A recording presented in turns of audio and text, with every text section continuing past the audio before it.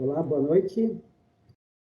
Começamos mais um Contestação Espírita. Eu sou o Flávio, estou perdido. Enfim, e eu estou começando hoje porque eu propus a temática, que é basicamente sobre espiritismo e política. Então, a gente queria fazer uma discussãozinha saudável, né, dentro de parâmetros bem estabelecidos, que a gente vai falar daqui a pouco, sobre o que vem a ser essa relação que deveria ser mais harmoniosa entre política e espiritismo.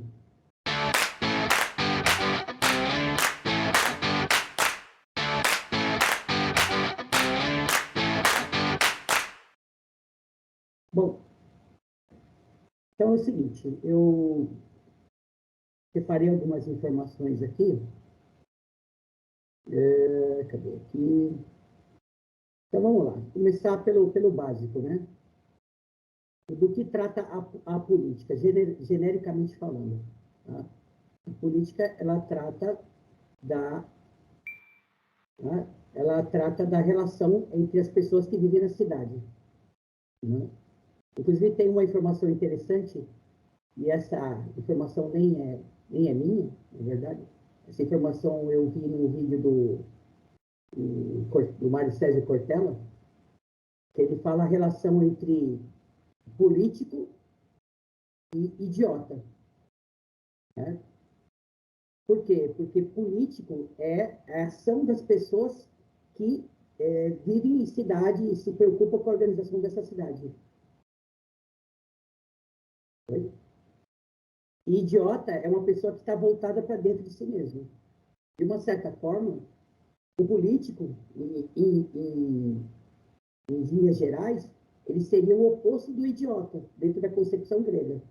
O idiota é o cara voltado para si mesmo, voltado para dentro. É o cara que não se liga no que está acontecendo ao redor. Então, existe uma relação interessante. Claro, a palavra idiota ela foi mudada de contexto algumas vezes, né? O contexto de idiota hoje é diferente daquele conceito que foi originado na Grécia. Mas a ideia da política tem a ver com isso, tem a ver com a organização das cidades pelas pessoas que vivem na cidade. Deixa eu ver o que mais aqui. Aqui, ó, arte ou ciência de governar, arte ou ciência da organização, direção e administração de nações ou estados.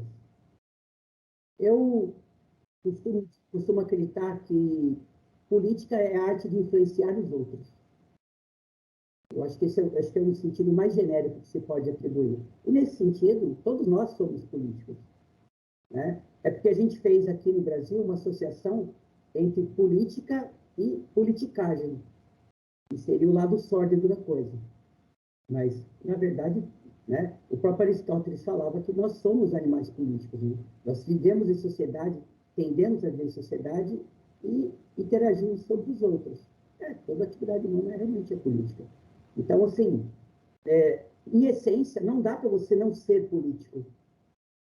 Quando eu coloquei esse tema para vocês, e disse, olha, eu gostaria de falar alguma coisa sobre isso, eu estava sendo político, né?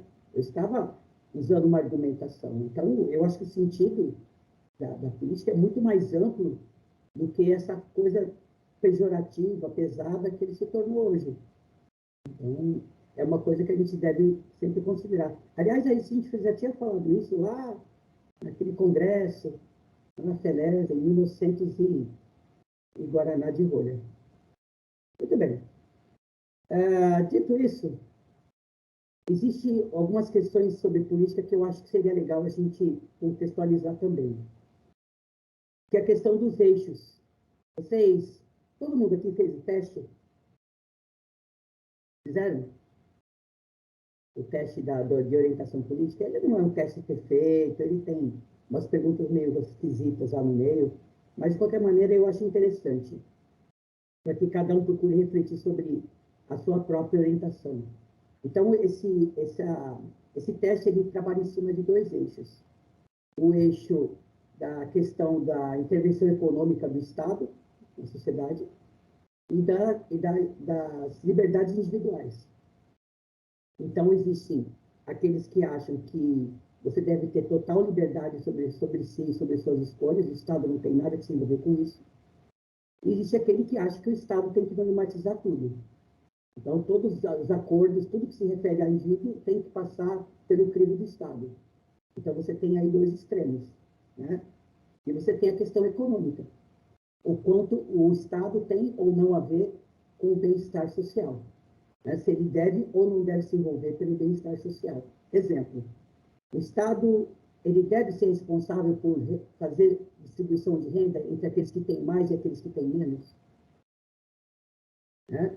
Qual é a responsabilidade dele nisso? Ele é obrigado a fazer, ele não deve se meter nisso, o Estado, o mercado regula tudo, e tudo bem, quem é pobre, quem é rico, e é meritocracia, cada um consegue de acordo com os seus esforços.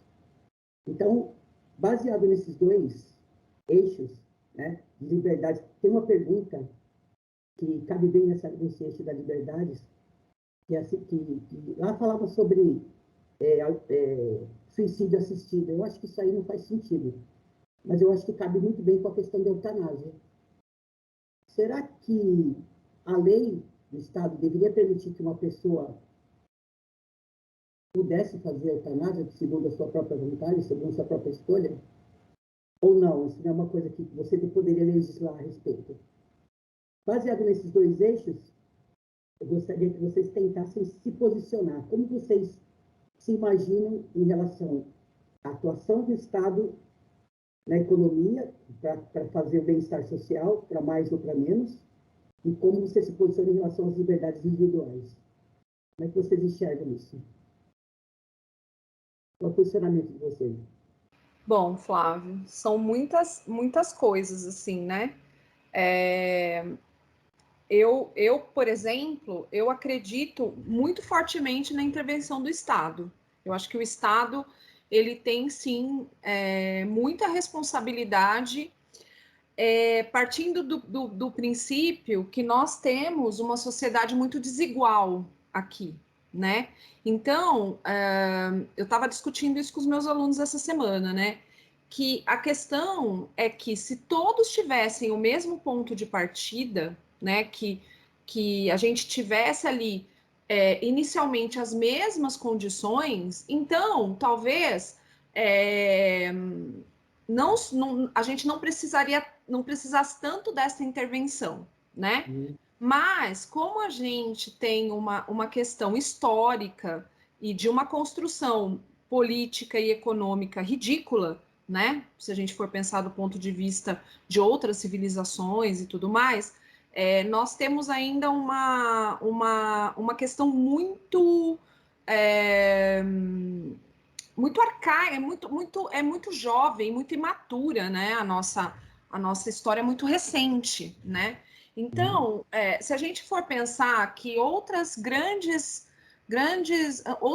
lugares, né, já tentaram implantar alguns sistemas que a gente entende, né, que daí tem uma intervenção total do Estado e não deu certo, também, né? E é claro que aí a gente não está falando da teoria, a gente está falando da aplicação, porque quando a gente fala, por exemplo, de espiritismo, o espiritismo não é o problema são as pessoas que estão ali. Então, é a mesma coisa, né? Eu estava conversando, a minha filha falava, mãe, mas o comunismo é melhor, porque não sei o quê, o capitalismo e bababá, bababá.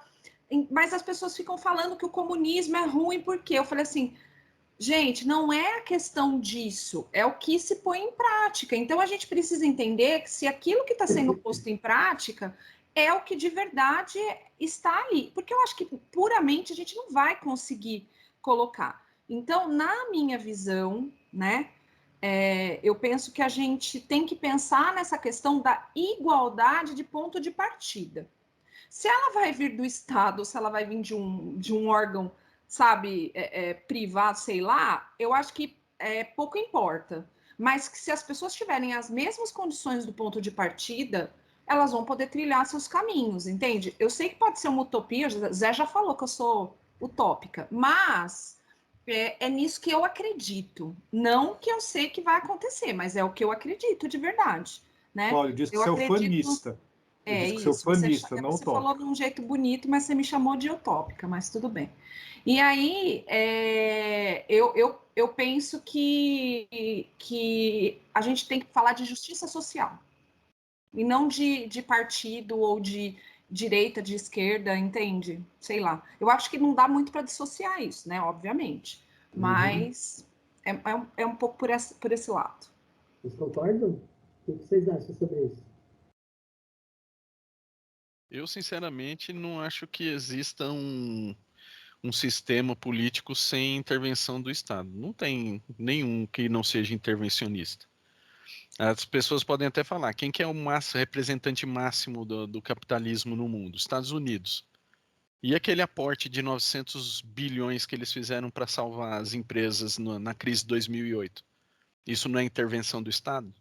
Né? Então, é muito difícil a gente dissociar o Estado do bem-estar social, né? Porque imagina se o Estado não tivesse feito aquela intervenção econômica para salvar o privado, o colapso econômico que ia ser uma bola de neve global. E acabou sendo, de alguma forma, acabou tendo reflexos globais. Hoje nós estamos vendo a crise da Evergrande, lá na China, né? Que a Evergrande é o maior representante imobiliário da China e está quebrando, tá a bancarrota, né? Está dizendo que não tem condição de fazer os pagamentos. Provavelmente o Estado vai suportar, porque se não suportar, quebra ela e quebra o resto. Né? Então não existe essa de falar assim, não existe o Estado intervencionista. Existe. O que não é, aliás, existe, e também existe o interesse. Quando é interessante intervir, se intervém. Quando não é, deixa o mercado se autorregular, né? Já dizia Adam Smith, né? Tem a mão invisível lá que regula tudo. Então deixa a mão invisível ir lá. Só que às vezes a mão invisível ela também passa a mão, né? Ela não regula só, ela passa a mão. Some uma quantia aqui, uma quantia ali, e aí vem o Estado para fazer a intervenção e o papel de moderador, de regulador. Né? Em questão às liberdades individuais, eu não vejo um Estado intervencionista como um podador da liberdade. Eu vejo o Estado como um provedor das necessidades básicas, né? Quando não há a condição de. Né? Então, por exemplo, saúde, segurança, educação. Isso eu acredito que são coisas que são derivadas, que vai diretamente no bem-estar social. O direito que as pessoas têm de se alimentar. Isso é um direito básico. Isso o Estado pode fazer. Aí nós podemos entrar em outros méritos.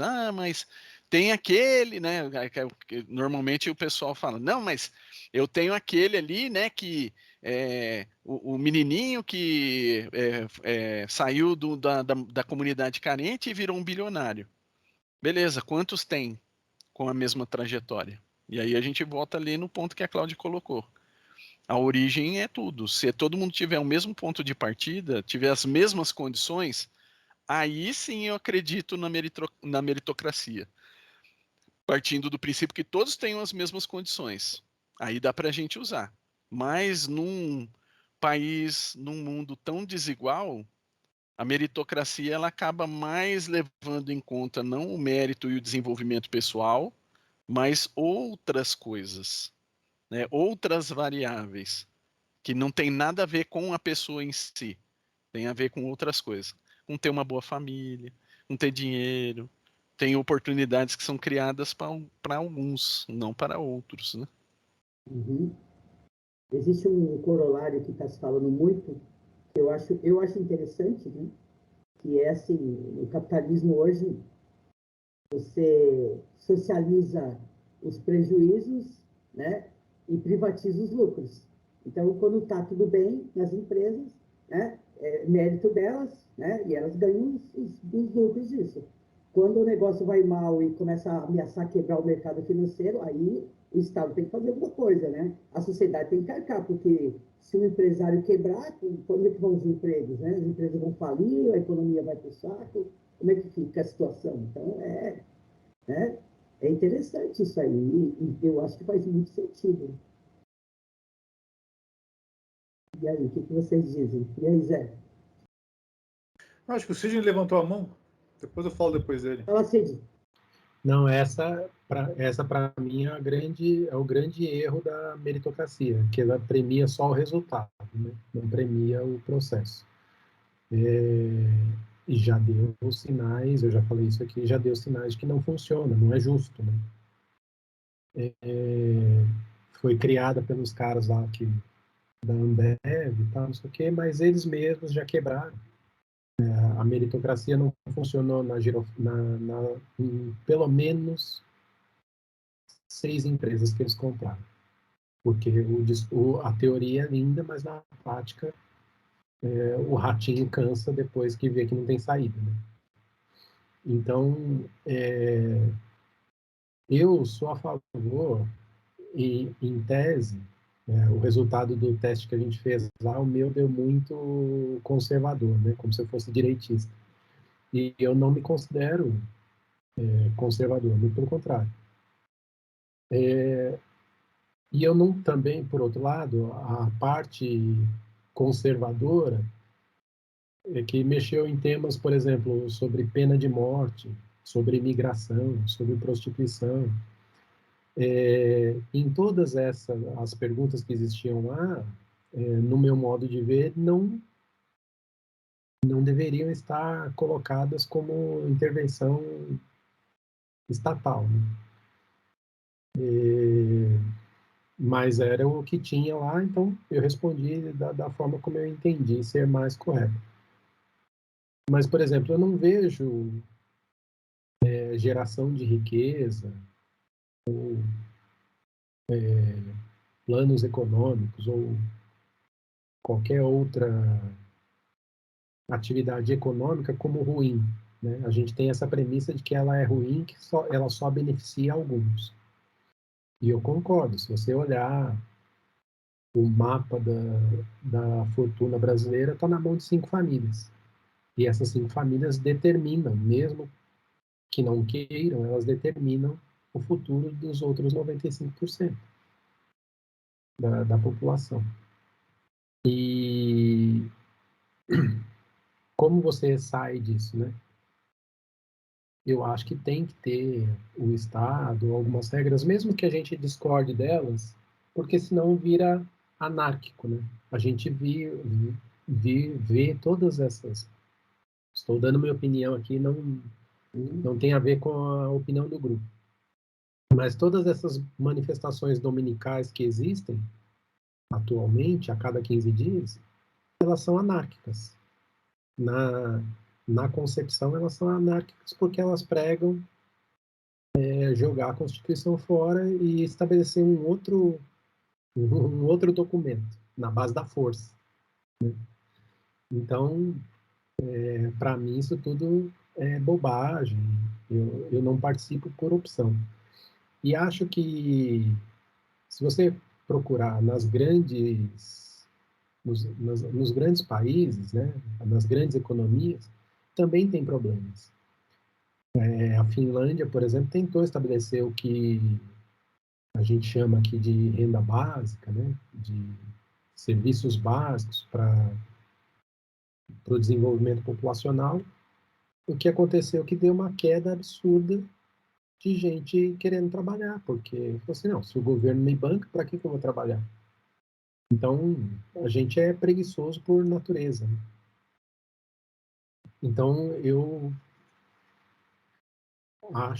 acredito na economia de mercado, no livre comércio, em todas essas coisas que vão me classificar como direitista, como conservador, etc. e tal, embora eu não me considere assim.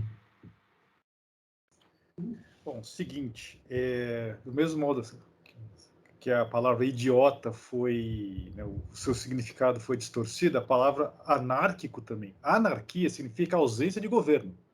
Então, somente isso. Não significa que vai virar zona. Tudo bem que no episódio anterior eu já falei que a entropia sempre aumenta.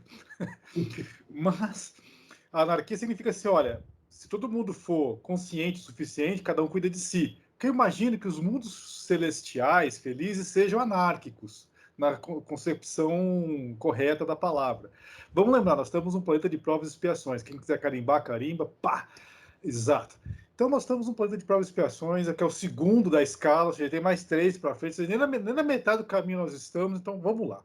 Qual que é a função do Estado? Vamos chegar lá. Eu anotei aqui 1, 2, 3, 4, 5, 6, 7, 8 perguntas do Livro dos Espíritos. Vamos lá, cada uma delas. Começando pela 685, porque é no seguinte sentido. O Estado, ele tem que ser teoricamente forte. Por isso que a gente fala, putz, o Estado tem que ser forte, um Estado forte. Os Estados fracos é que a coisa aí, distorcendo a palavra, vira anarquia. Até porque, né, um Estado fraco é quase que ausente. Então, uma ausência de Estado, perfeita, é uma anarquia. Um Estado forte, qual que é a função do Estado forte? A palavra forte é fundamental. Vamos lembrar daqui na 685. Na 685, tem assim, tem o homem direito de repousar na velhice, mas o interessante é o seguinte, resposta do Livro dos Espíritos, da espiritualidade, abre aspas, o forte deve trabalhar para o fraco. Aguardem essa frase. O forte deve trabalhar pelo fraco. A 781, na realidade, uma outra, lá na frente, o comentário do Kardec. Assim, questão do progresso da humanidade. Então, nós vamos sair do Provas e Expiações e chegar a algum momento, alguma coisa mais para frente. Né? Progredir. Assim será até que o homem tenha posto suas leis em concordância com a justiça divina, ou seja, não temos que alinhar a nossa legislação com a legislação divina. Quer que todos, a justiça divina quer que todos participem do bem, e não a vigência das leis feitas pelo forte em detrimento do fraco. Então, quando é que a coisa degringola? Quando a legislação, é que nem alguém falou aí agora há pouco, o capitalismo, ele socializa as mazelas e só privatiza os lucros. Né? Então, espera lá. Exatamente essa lei, ou seja, do forte em função do detrimento do fraco. Vamos agora para 793. Por que indício se pode reconhecer uma civilização completa? Reconhecê-la-eis pelo desenvolvimento moral. Essa é a primeira resposta, mas o mais interessante é o seguinte. Cadê? Ah, meu Deus do céu, cadê essa palavra que agora eu perdi? Aqui. Em que com menos parcialidade se exerça a justiça. Ou seja, vamos lá, o verdadeiro amor do próximo, em que as leis nenhum privilégio consagrem e sejam as mesmas, assim para o último como para o primeiro, e que com menos parcialidade se exerça a justiça, em que o fraco encontre sempre amparo contra o forte, em que a vida do homem, suas crenças e opiniões sejam melhormente respeitadas, em que exista o menor número de desgraçados, enfim, que todo homem de boa vontade esteja certo de que não lhe faltará o necessário. Tá? Se você quiser que eu continue, eu continuo. Tem mais 5 para ir.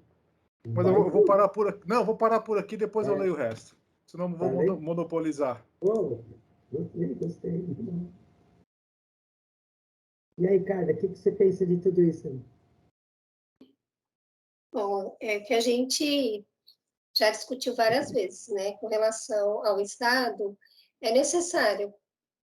A gente precisa de ordem, a gente precisa cumprir deveres, né? Se fala muito em direitos, mas pouco em deveres.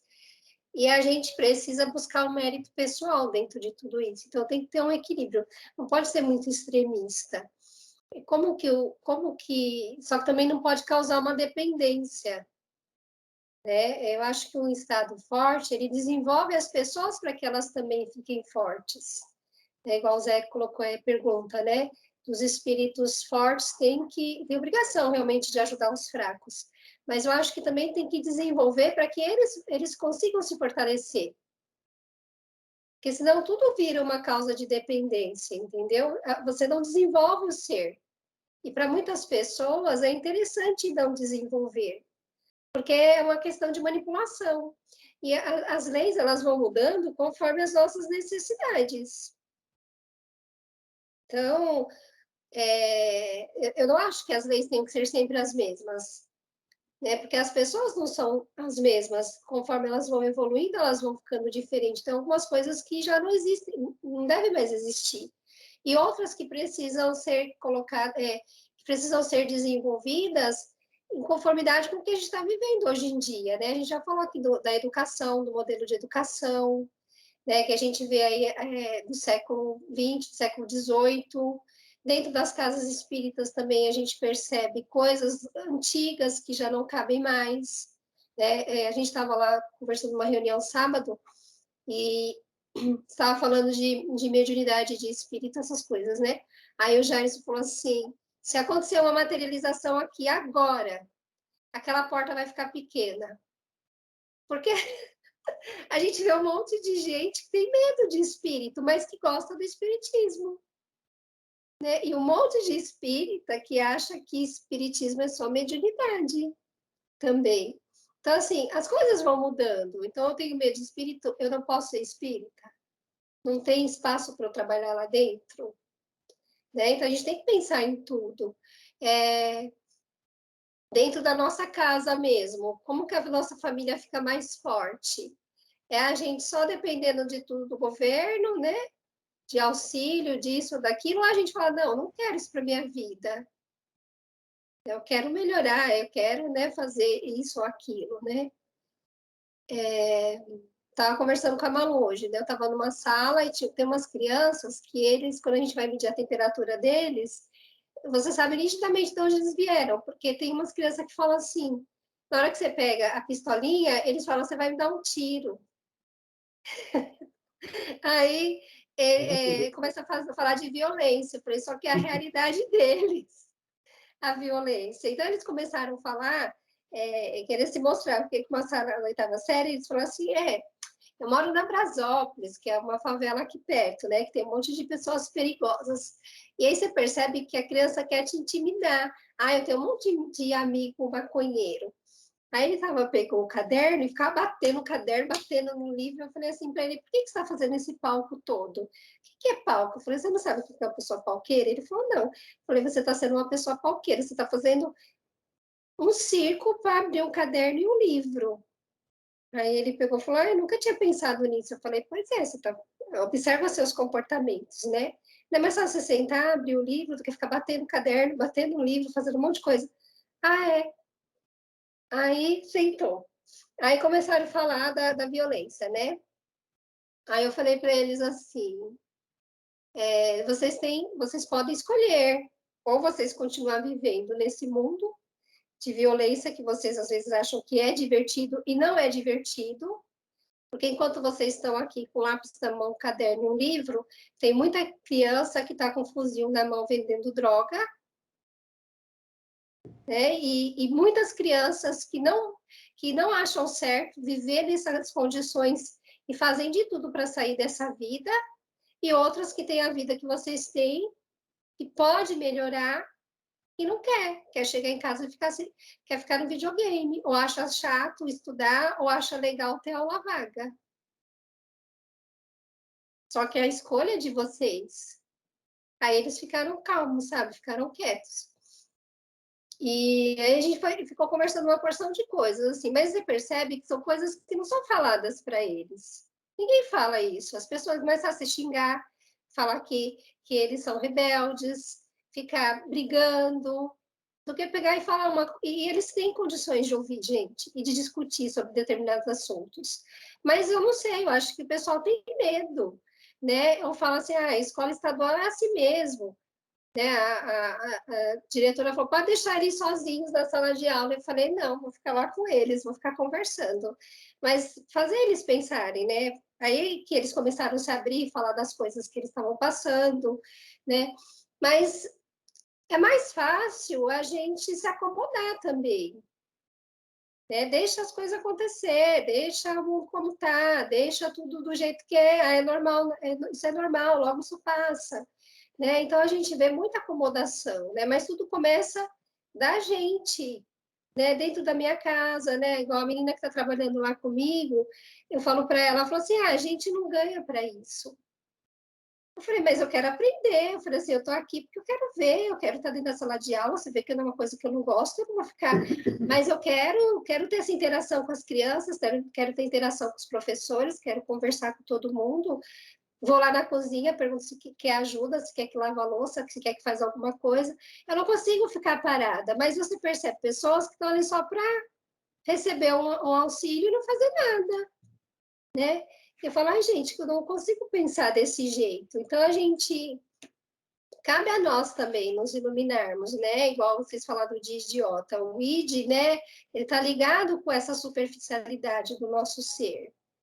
Né? Mas a gente tem outras questões dos cerebrais que fazem a gente se desenvolver. Mas a gente também tem que querer. Então, a gente pode ter um estado que queira desenvolver as pessoas, mas elas não querem se desenvolver também. Né? E é uma escolha delas não se desenvolver. E o que a gente percebe no Brasil é mania de corte. Eu quero ganhar sem fazer nada, eu quero ser patrão, eu não quero trabalhar, eu quero mandar, né? Então, é complicado, assim, a gente falar sobre política, porque, primeiro que as pessoas acham que política é ruim, né? A gente já tem essa visão de que política é ruim. Aí, quando se fala de política, se fala só dos extremos. Então, tem uma coisa extremista. E a gente só se desenvolve quando desenvolve o ser e a moral. Mas falar de moral e de ser parece que não existe. É difícil falar disso, né? Então, é um assunto, assim, que se a gente não tomar cuidado, a gente se perde. É como o Sidney falou, às vezes parece que você é conservador e você não é. Até as imposições que eles colocam faz com que você aceite que você é conservador, ou que você aceite que você é anarquista, ou que você aceite que você é comunista, ou seja lá o que for. E, na verdade, eu acho que a gente é um pouquinho de tudo. Dentro desse mundo de provas e expiações. Né? E, ao mesmo tempo, a gente é tolhido de muita coisa, porque a gente ninguém desenvolve o ser. A gente ainda pensa muito em competitividade, em lucro, né? E muitas pessoas não trabalham com o que gosta, vivem uma vida que não gosta, uma realidade que não é a sua. Eu fico olhando lá alguns professores e eu falo, gente, para que é professor essa coisa? Por que escolheu ser professor? Gente que não dá aula, que falta, que fica no corredor no celular, que eles podem estar pegando fogo, não fala nada, sabe? Eu falo, gente, o que é isso, né? E uma escola considerada uma das melhores daqui, de perto, né? E eu falo, e as piores, como que deve estar? Como que deve ser? Então, olhar a nossa rua, nosso bairro, sabe? A gente fala de cidadania, mas você vê quase todo mundo corta as árvores da frente de casa porque suja. Aí tá falando aí de meio ambiente, faz um monte de, né? A minha amiga falou, fala de meio ambiente, mas não rega as plantas da casa. Então é tudo externo, é tudo lá fora, né? Eu cobro muito lá fora, mas faço pouco aqui dentro.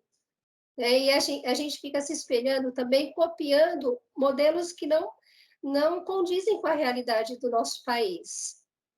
E isso também é muito ruim, é muito frustrante, porque você precisa primeiro gostar da sua pátria, amar a sua pátria, viver nela para poder modificar ela, não querer copiar o que é dos outros, né? Que a gente percebe que é muito mais fácil, né? A gente copiar do outro, mas quais são os nossos talentos? O que a nossa cultura é forte? A gente não sabe, porque também é estimulado a gente achar que sempre o outro é melhor. Né? Aquilo que a gente falou umas semanas atrás, né? Dos filhos, né? Fazer as comparações, que não é bom. Psicologicamente fala que a gente não deve fazer comparações. A gente faz comparações de território. né, de raça, de povo. A gente faz isso, né? E isso faz com que a gente despreze totalmente a nossa vida, a nossa realidade. Tem que melhorar, tem que mudar, o que é bom precisa ser valorizado? Precisa, mas nem tudo cabe a nós. Penso isso, né? Penso muita coisa assim, às vezes eu fico até meio revoltada de tanto que eu penso. Então, às vezes eu prefiro não pensar sobre política.